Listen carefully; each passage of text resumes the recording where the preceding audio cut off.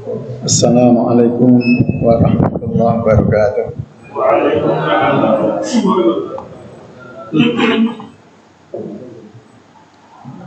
Alhamdulillahirabbil alamin.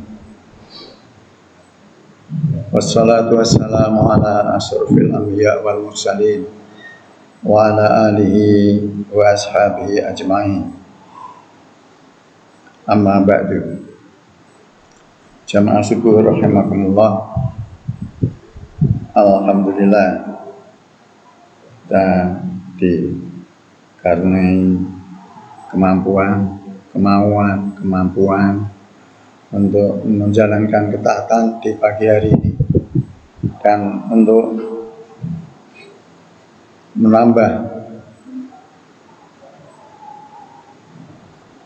kualitas ketaatan kita di pagi hari ini sebagaimana biasa kita lanjutkan dengan majelis ilmu.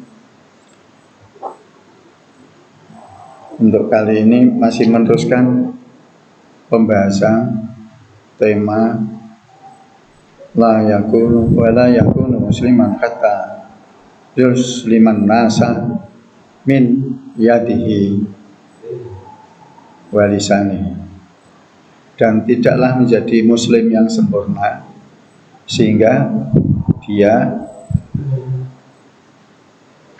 itu dapat menyelamatkan manusia min yadihi, dari tangannya, walisanihi, dan lidahnya, lisannya, tangannya dan lisannya, min yadihi walisanihi.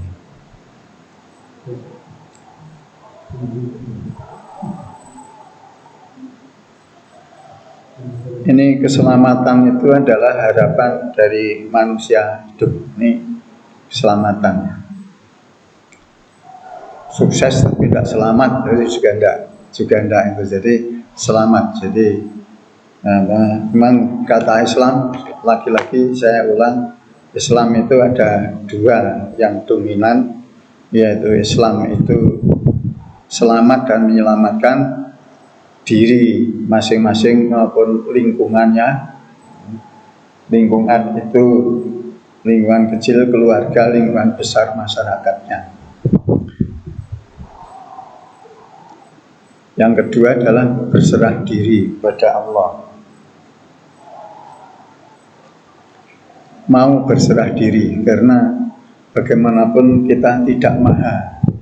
Kita ini makhluk ya, terbatas. Wa wal qahiru fawqa ibadihi, itu kata Allah. Dan dia Allah lah yang maha kuasa atas hambanya. Hamba ini dalam penguasaan Allah. Jadi dalam penguasaan Allah. Oleh karena itu kita boleh berikhtiar, tapi kita tidak boleh memaksa apa yang kita inginkan itu jadi kenyataan. Karena sering kita tidak sadari akhirnya menimbulkan kegelisahan dalam hidup. Itu penyakit modern yang populer antara lain ya, kegelisahan dalam hidup itu. Dan itu tandanya kita sudah hengkang dari panduan yang ada ya, panduan kita, karena Islam itu menyelamatkan dan kemudian mau berserah diri. Kita hendaknya berserah diri karena sebetulnya wa ma indallahi khairul lil abrar, itu dalam Al-Qur'an disebutkannya. Wa ma indallahi khairul abrar, dan apa saja yang datang dari Allah itu adalah baik bagi orang-orang yang baik. Jadi kalau kita menerima dengan baik apa yang telah ditetapkan, setelahnya kita berikhtiar, itu tandanya kita orang baik. Akibatnya juga baik. Tidak dalam keadaan tidak baik-baik saja. Jadi akhirnya gelisah dalam kehidupan. Oke. Mengenai dasar ayat Al-Ahzab sama Al-Hujurat sudah kita bacakan yang lalu, kemudian kita masuk pada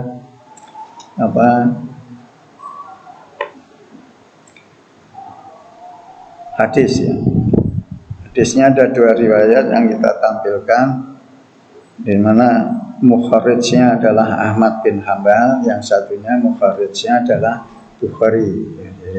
Tapi matannya sama dan pembawa berita, wartawannya sama, yaitu Abdullah bin Amr.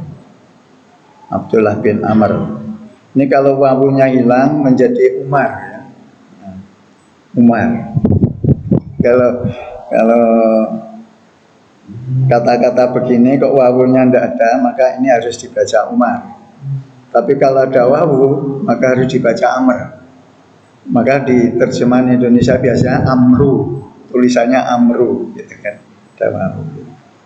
Jadi pewartanya sanad yang terakhir yang dekat dengan Rasulullah itu adalah Abdullah bin Amr. Faqala telah menceritakan Yahya dari Ismail, menceritakan Amir, berkatalah Amir yang berkata, ja'a rajulun ila Abdullah bin Amr. Maka datanglah seseorang laki-laki, seseorang gitu, ila Abdullah bin Amr, pada Abdullah bin Amr. Faqala, maka dia mengatakan, dia bertanya, sami'tu Rasulullah sallallahu alaihi wasallam yaqul, aku mendengar Rasulullah SAW bersabda, al muslimu man salimal muslimuna min lisanihi wa yadihi. Orang Islam itu yaitu orang yang menyelamatkan orang muslim lainnya min lisanihi wa yadihi, dari lisannya dan tangannya. Wal muhajiru man hajara ma nahallahu anhu. Dan orang yang hijrah itu adalah orang yang hijrah, dia menjauh, dia pergi dari ma nahallahu anhu, apa yang Allah melarangnya kepada dia tentang perbuatan-perbuatannya. Isinya sama ini disebutkan min lisani wa yadihi, tapi dalam kitab ini disebutkan yadihi dulu wa lisanihi ya. Enggak apa-apa, beda enggak apa-apa, hanya petunjuk asli itu adalah lisan yang didulukan. Lisan wa yadihi. Min lisanihi wa yadihi. Yang dikeluarkan Bukhari pun juga gitu. Min lisanihi wa yadihi. Dari lisannya dan tangannya.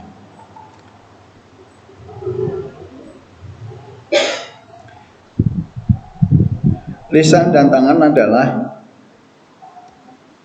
alat produksi manusia hidup ya. Manusia itu tandanya hidup, dia masih bisa berkata-kata dan bisa berbuat.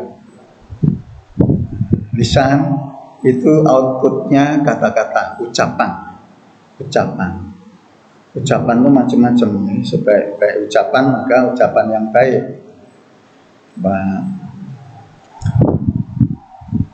Kemudian produk dari tangan, ini tangan ini satu representasi dari anggota tubuh. Tangan itu adalah perbuatan. Jadi yang perlu dijaga yaitu dua, yaitu jangan sampai kita memproduk ucapan-ucapan atau melakukan perbuatan-perbuatan. Ada dua itu, ucapan dan perbuatan. Itu sehingga menjadikan dengan ucapan dan perbuatan itu tidak selamat. Yang mengucapkan tidak selamat, orang sekitarnya tidak selamat, keluarganya tidak selamat, masyarakatnya tidak selamat. Nah, itu jadi itulah Islam yang sempurna, katanya. Orang Islam yang sempurna yaitu orang Islam yang orangnya itu, pemeluknya adalah mampu menjaga. Sekarang silahkan lihat fenomena yang ada di masyarakat sekitar kita ya, gitu ya. Apakah ucapan-ucapannya menyelamatkan, gitu ya? Apakah ada ucapan-ucapan yang tidak menyelamatkan? Apa ada perbuatan-perbuatan yang tidak menyelamatkan gitu. Terakhir kan ya perbuatan tuh buang gitu ya kan gitu. Jadi kan apa nalpotbrom itu adalah salah satu contoh. Tidak dimaksudkan macam-macam gitu, satu macam saja gitu. Jadi dua produk manusia hidup itu adalah alatnya yaitu lisan dan yang kedua tangan. Lisan adalah produknya, outputnya ucapan, kemudian lisan, tangan, lisan produknya ucapan, tangan produknya adalah perbuatan. Jadi hendaknya jadi orang Islam itu yang sempurna adalah yang ucapan dan perbuatannya adalah menyelamatkan diri maupun orang lain. Jadi berkata baik itu tidak saja hanya ditujukan ketika bercakap-cakap dengan orang muslim yang lain. Jadi terhadap orang yang tidak jelas agamanya pun kita hendaknya berkata yang baik. Kita berkata yang baik. Itu ajaran kita kan. Sekarang produk lisan itu apa saja gitu. Yang tidak menyelamatkan. Yang menyelamatkan banyak sekali. Banyak sekali. Di sini yang kita sampaikan yang tidak menyelamatkan. Jadi karena itu yang perlu kita hindari. Itu yang perlu kita hindari, yang tidak menyelamatkan. Karena kita ini kan punya acuan ya, punya acuan. Pertama ya, memaki itu tidak boleh. Meskipun tidak ada yang dimaki, kesandung juagluk terus mulutnya keluar, ucapan. Terus macam-macam ya pokoknya, memaki gitu kan ya, banyak macam-macam. Jadi kecepet tangannya memaki yang keluar itu, karena biasaannya memaki gitu ya. Kalau di Surabaya itu ketemu teman lama itu, lama tidak ketemu itu malah memaki itu, jadi malah memaki gitu. Jadi itu memaki yang tidak menyakitkan gitu, ya kan. Yang tidak menyakitkan itu seperti tradisinya orang Surabaya, kalau ketemu lama tidak ketemu terus malah memaki dan memaki rangkul-rangkulan gitu kan. Jadi itu nanti apa ajaran, aplikasi, kemudian nanti budaya ikut menyimpulkan. Maka dari itu Allah itu kan menilai innallaha la yanzuru ila suwarikum wala ajsamikum walakin yanzuru ila qulubikum wa a'malikum kan gitu. Jadi Allah itu tidak menilai, yang dulu itu memandang, melihat, tapi sebenarnya kalau kita terjemahkan Allah tidak menilai, itu lebih sesuai dengan apa yang dimaksudkan. Memaki, yang populer lagi ngerasani, hibah, ngerasani, itu semua dilarang di Al-Quran maupun hadis, dilarang hibah. Kemudian yaghtab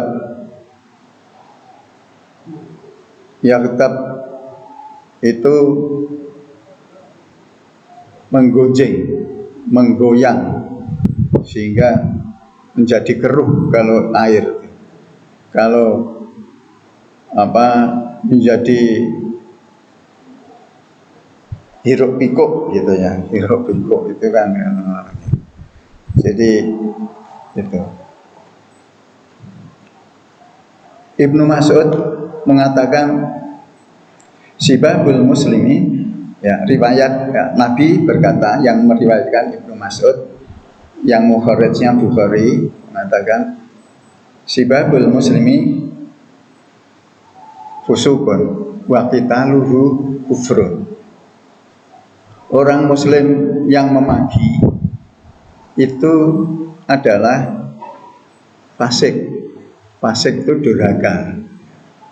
Fasik itu durhaka. Jadi kalau di Al-Baqarah itu dikatakan orang fasik itu seperti apa? Antara lain orang yang telah memutuskan perjanjian dengan Allah apa yang telah pernah diperbuatnya dan kemudian berbuat kerusakan. Itu adalah fasik, ya.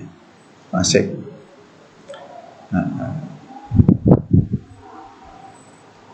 Sibabul muslimin fusukun wa qitaluhu kufrun.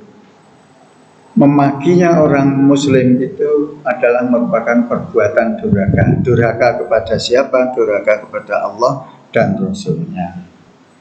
Wa qitaluhu kufrun, dan membunuhnya orang muslim itu adalah kufur, perbuatan kufur, perbuatan orang-orang kafir. Jadi kufrun.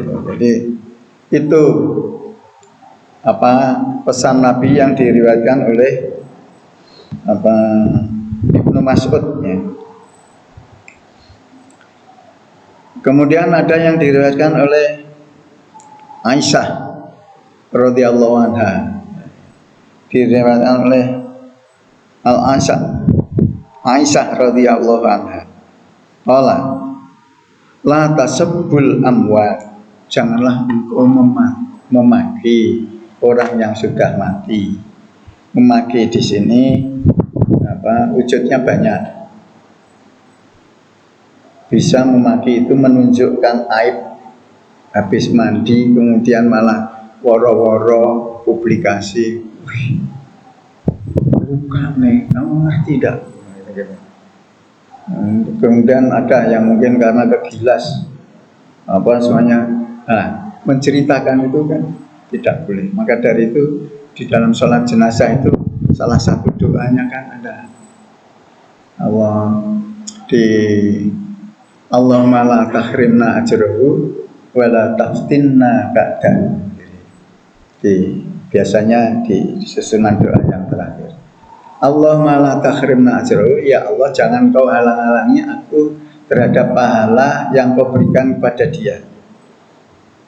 Wala taftinna ba'dahu, dan janganlah kami ini tersangkut terhadap ujian dan cobaan yang engkau berikan kepadanya. Jadi ada dua yang kita mintakan. Allahumma la tahrim ajrahu, janganlah engkau menghalang-halangi untuk mendapatkan pahala seperti dia dapat pahala, dan janganlah engkau berikan ujian pada kami sebagaimana engkau telah mendapatkan ujian benar. La tasubbul amwat fa innahum qad afdau, karena sesungguhnya dia itu adalah mereka itu qad afdau bima qaddamu, telah mempertanggungjawabkan terhadap apa yang telah mereka pernah berbuat. Jadi sang mayit itu sudah proses mempertanggungjawabkan. Jadi jangan kita lagi musik gitu. Jadi itu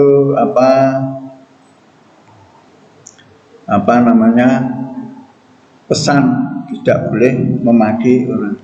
Peraturan itu berlaku untuk kita semua, Kemudian ada ini tentang maki memaki. Jadi ada lagi. Jadi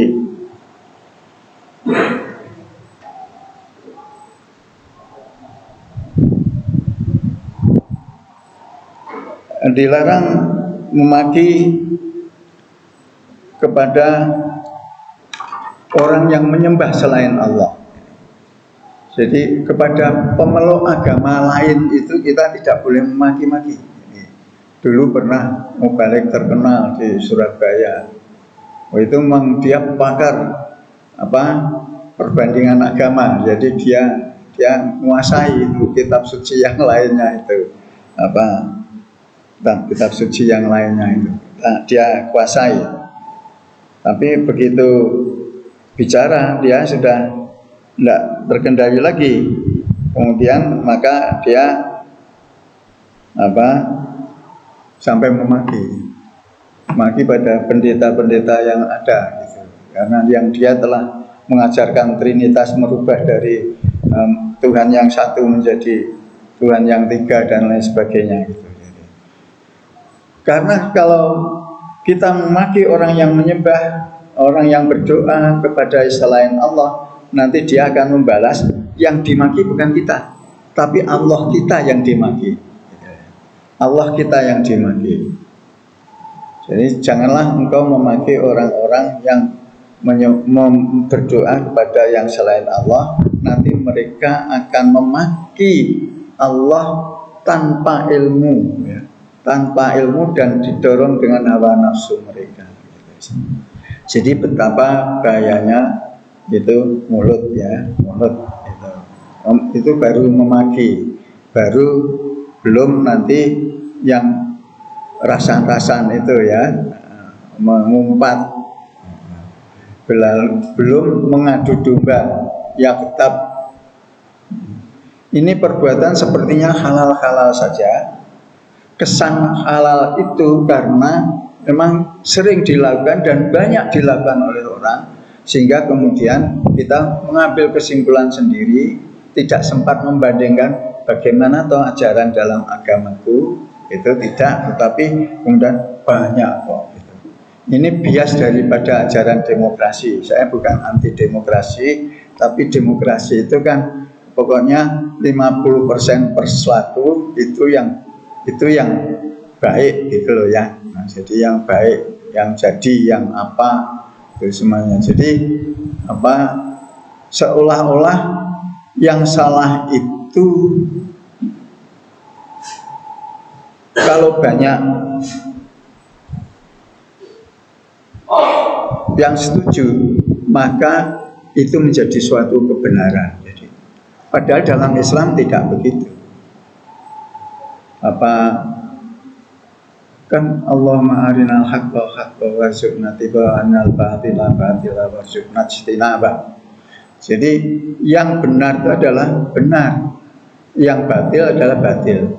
Batil meskipun didukung oleh orang satu kampung, gitu ya, tidak berubah menjadi kebenaran. Jadi perubahan batil menjadi kebenaran itu tidak karena suara, gitu. Itu yang saya maksudkan tadi dalam prinsip Islam dan ajaran demokrasi, yang seolah-olah demokrasi itu ada suatu monopoli kebenaran yang bisa dilakukan dan bisa melakukan apa saja seseorang. Jadi itu apa, menggunjing orang, mengadu domba. Ya memang orang tapi diadu domba, jadi padahal bukan domba dia. Oke, kemudian apa, tangan, kemudian mil lisanihi, itu tadi lisan, contoh yang tidak baik yang perlu dihindari. Kemudian mil lisanihi wa yadihi, dan dengan tangannya. Tangan itu adalah di alat untuk memproduksi. Kita coba aja berdiri di tepi jalan raya gitu, ada bis, kemudian kita angkat tangan, bisnya berhenti, kemudian kita tidak naik bis, nanti kan kita dimarah oleh kondektur. Jadi, oh gila ini orang ini, gitu ya. Jadi angkat tangan, tapi begitu juga kita sudah naik bis atau naik kendaraan umum, ada bel untuk, kalau bel itu dipencet, itu tandanya kita harus minggir, sopir harus minggir dan menurunkan penumpang. Tapi kita mencet bel, ini pekerjaan tangan nih, mencet bel. Habis itu kita diam aja. Kemudian mobil berhenti, kita diam aja. Tetangganya akan melapor. Ini orang yang mencet belnya, gitu ya. Nah, jadi karena merasa dirugikan dia. Jadi ini contoh, salah satu contoh aja. Masih banyak aja. Jadi apa? Kalau tidak percaya nanti ada pertemuan. Kalau ingin terkenal, ada istri Pak Camat atau ada ini, kemudian Anda hampirin, Anda cubit gitu ya, nanti Anda terkenal itu ya, tapi terkenal buruknya gitu. Jadi itu pekerjaan tangan juga gitu. Jadi banyaklah gitu pekerjaan tangan itu semuanya perbuatan biasanya tidak lepas daripada dukungan tangan dan kaki, kemudian dikendalikan oleh pikiran kita. Jadi lisan yadin gitu, perbuatan. Wal muhajiru man hajara ma nahallahu anhu. Dan orang yang hijrah itu adalah hijrah terhadap apa yang dilarang oleh Allah. Kalau Anda mengikuti media itu sering kita ketemu kelompok-kelompok hijrah ya. Ini kelompok hijrah itu bahasa lain yang dipakai selain mu'alaf. Mu'alaf itu sebenarnya proses orang jinak hatinya untuk menerima agama Islam, itu mu'alaf. Tapi setelahnya dia syahadat, sebenarnya sudah bukan mu'alaf lagi, dia sudah muslim gitu loh sebetulnya.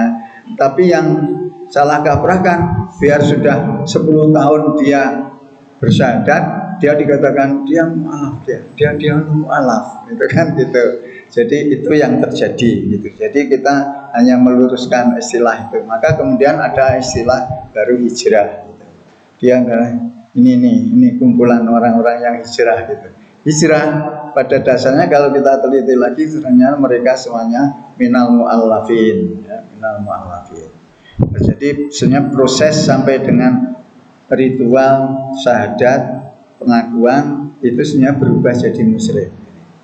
Maka dari itu syariat zakat itu di bagian pada mu'alaf itu orang yang punya kecenderungan untuk memeluk Islam, orang yang cenderung untuk jatuh cinta sama Islam, itu yang mu'alaf itu sebetulnya itu. Sehingga dengan begitu ayat itu sebenarnya mengajarkan pada kita semuanya untuk menjalankan syariat itu harus berbasis data gitu loh. Kita harus punya data gitu. Mengelola jamaah itu harus datanya lengkap gitu loh. Jadi based on data gitu loh. Jadi kalau enggak nanti ya kejelungup-jelungup jalannya organisasi, kejelungup-jelungup karena tidak berbasis data dan progresnya, perkembangannya serta kebutuhan-kebutuhannya. Ya, manahallahu anhu. Jadi singkatnya orang yang hijrah itu ada dua maknanya. Hijrah fisik itu sebagaimana hadis niat yang diriwayatkan oleh Umar bin Khattab.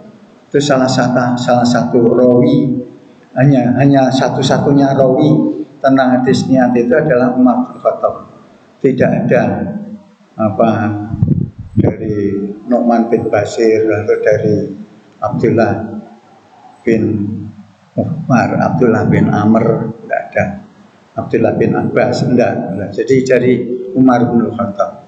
Itu kan di bagian akhir hadis itu kan dikatakan, "Faman kana hijratuhu ilallah wa rasulih, fa hijratuhu ilallah wa rasulih." Barang siapa yang hijrahnya karena Allah dan Rasulnya, maka dia hijrahnya karena Allah dan Rasulnya. Faman kana hijratuhu ila dunya yusibuha awim ro'atin yang kihuha fa hijratuhu ma hajaro ilai. Maka barang siapa yang ikut hijrahnya karena dunianya, wis bangkrut nang Mekah, wis engko sapa ngerti mengadu nasib di Madinah akan dapat nasib yang baik, kemudian mendapatkan rezeki yang besar, kemudian bisa bayar utang-utangnya di Mekah dan lain sebagainya. Itu ila dunya yusibuha. Tapi meratin yang kedua, aduh pacarku melok hijrah, aku nek ngono ya melok hijrah gitu. Karena hijrah diniatkan dengan karena ikuti pacarnya yang hendak dikawininya gitu ya. Itu hadis Umar itu. Nah, itu namanya hijrah fisik. Hijrah fisik. Kalau hadis ini adalah hijrah psikis. Jadi jiwanya yang hijrah. Jiwa. Begitu juga kelompok-kelompok hijrah itu dia tidak akan lagi melakukan peribadatan sebenarnya ibadatan yang lama, dan juga dia tidak melakukan kebiasaan-kebiasaan mabuk, kebiasaan judi, kebiasaan yang melanggar hukum, itu semuanya ditinggalkan. Makanya hijrah psikis itu dia, hijrah maknawi itu. hijrah ma'nawi. Hijrah fisik itu yaitu hijrah dari Mekah ke Madinah, dan itu sudah selesai, tidak ada ulangannya.